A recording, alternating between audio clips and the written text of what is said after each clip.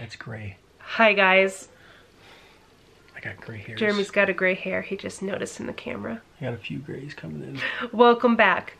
As we promised, we're coming to talk about kind of our thoughts and fears as the 1-year anniversary of Jeremy's diagnosis is coming up. Quickly, I do want to interject.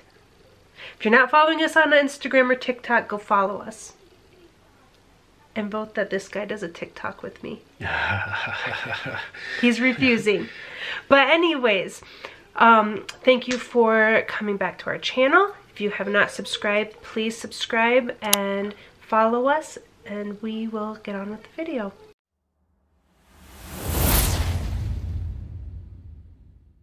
March 19th, 2021 was when Jeremy was diagnosed with stage 4 cancer, and that is coming up pretty quickly now. Yeah.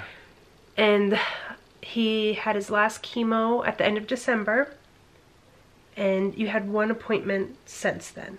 Yeah, I had the final checkup where they make sure everything's good. I had that in January. MRI, blood work, etc. Okay. And that was January 11th. Okay. And since January 11th, he hasn't had any appointments. And so yeah, we were just going to talk about that. So it's been kind of weird because, you know, March 19th last year, this day, I was diagnosed, and that was the worst day ever, you know, hearing you have cancer. And so a lot of those different emotions and memories are, you know, coming back and thinking about those things. Kind of like a PTSD almost. Yeah. And I think the hard part is, you know, all I can think about, you know, right now is, you know, anytime I got like a little pain, I'm like, oh no, it's cancer. You know, I mean, I can have a pain in my shoulder, my lower back, you know, and my mind triggers like, oh no, it came back. And I know the facts of the situation that it's not. I don't have an aggressive form of cancer. I have something that is you know, slow growing. It's not a fast thing. They told me that cancer had been growing in me for a while, you know, before I, you know, felt it in my abdomen. So it was stage 4 colon cancer, but you know, anyway, so it had moved to his liver, and watch all those videos. Well, it spread to lymph nodes, liver, etc. And so now, I was talking to my wife, you know, every little pain just really, you know, triggers my brain to that, like, oh no, no. Instant panic. Well, and then you get flooded with things like, okay, well, maybe now I have an aggressive form of cancer. I don't know. You know, it's really hard to take those things and say, okay, this is what I know, you know, scientifically from the hospital and the doctors, and take those things and put them at the front of my memory, and take all those other fears of things I don't know and put them in the back, because, you know, I'm at that time of year. This is a 1-year anniversary, you know, and last check I had, I'm cancer free and I'm healthy. So I just got to keep focusing on that, and, you know, just trusting that God had a purpose and a plan for what occurred. And now, you know, I need to look at the second chance at life that I have and embrace it. But it is very fearful to think about all the stuff that has occurred.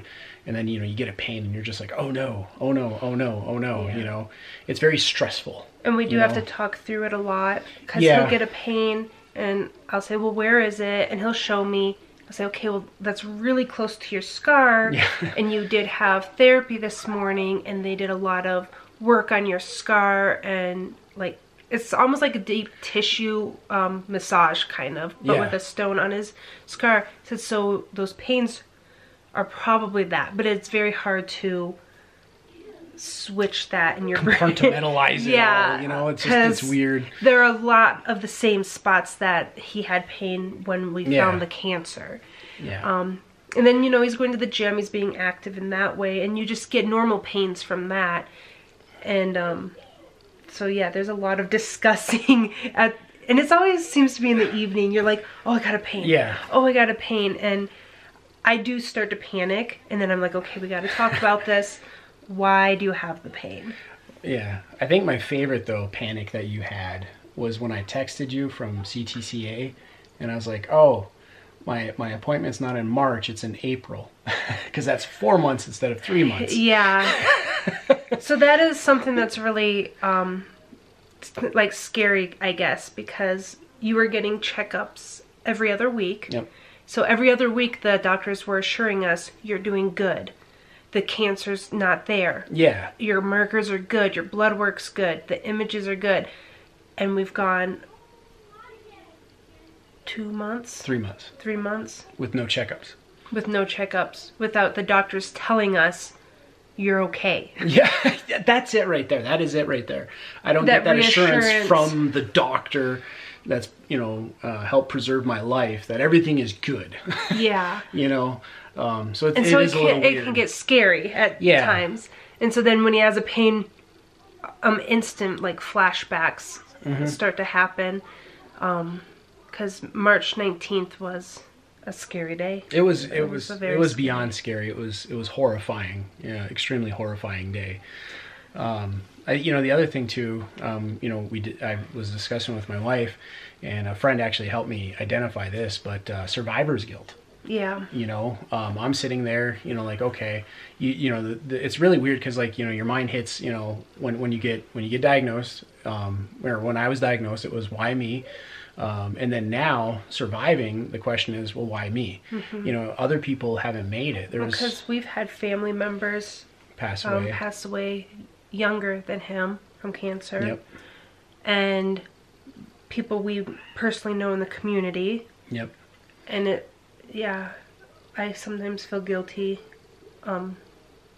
It's weird to say it like that, but that's the only way that we can put it. It's just the truth, though. Yeah, you just feel guilty sometimes, like, I don't know. Why'd I make it? It's hard to put it. Yeah, it's hard to put it into words, like, unless you've gone through it. And it's also, you know, the whole process was just extremely humbling too. Yeah. You know, as a Christian, I reflect heavily. I'm super, like, cry today. I'm sorry. Well, it's that time of year. It's an emotional. It is. It's an emotional There's lots topic. of breakdowns throughout the day. Okay. Yeah. Sorry. Continue. I'm sorry. You are beautiful, though. But I think, you know, it's the survivor guilt and the emotion of the thing coming up and different things like that. And I've talked with a lot of survivors, people in remission and things like that. And just to get that reassurance, you know, I'm the type of person that I got to talk through things. I can't just sit and dwell and think. I need talking, and I got to talk through things. And so... No. Yeah. Really? You like talking? Yeah, I like talking. I wouldn't have guessed. Yes. I'm the extrovert. She's the introvert. And so being in public is a lot of fun because I will talk to everybody and anybody about anything. And her, on the other hand, she's like, okay, we're done shopping. Let's go. That's true. Yeah, it's true.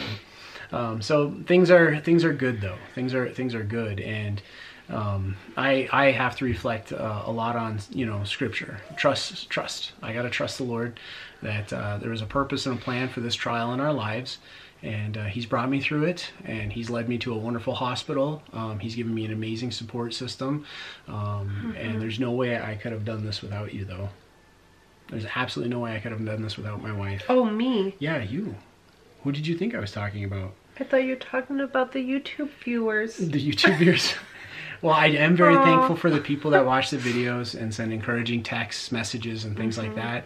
Those mean so much. Yeah. To, you know, because I've had text messages, you know, in the middle of just, you know, having a, you know, I'm just like, you know, I'm afraid, I'm scared, my thoughts have gotten away from me, and then I'll get a text message. You know, one friend is a cancer survivor, and he, you know, he's great at, like, knowing when to send me a text, just like, you know, praying for you, you're doing good, you know, things like that.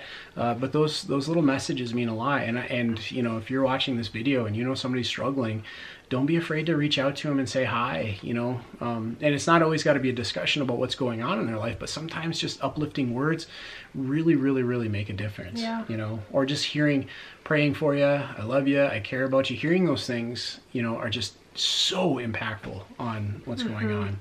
And if you know someone going through any kind of battle with any kind of health issues, cancer, just sickness, anything in general, reach out to their families too. It really helps when their significant other knows that they're not alone, that people ask about the kids if they have children, taking them a meal for no reason. I think that was one of the biggest things for us. We've had friends in the community, you know, say, hey, we'll come take the kids so you can relax, all kinds of different things like that. Or just, I think the biggest things for me was just the random meals, because some days you're just so mentally exhausted. And all those things are just massively impactful. So that's what I want to encourage people with. Just reach out. Any little thing is really, don't feel like you're bothering them.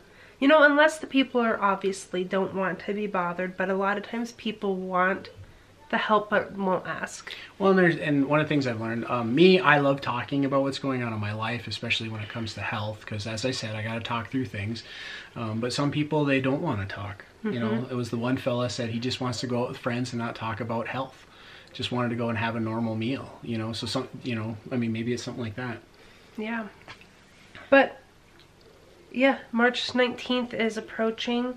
Maybe we'll do a video on March 19th talking. Maybe we'll do a live. No, she's getting crazy. You're just off the reservation now. Comment below if you want us to do a live video. Who's the introvert now? About just how we're feeling that day. Yeah. But thank you all for love, support, encouragement, and just being there. And don't be afraid to share our story if you think it can encourage someone else. But until our next video, guys, we'll see ya. Peace out.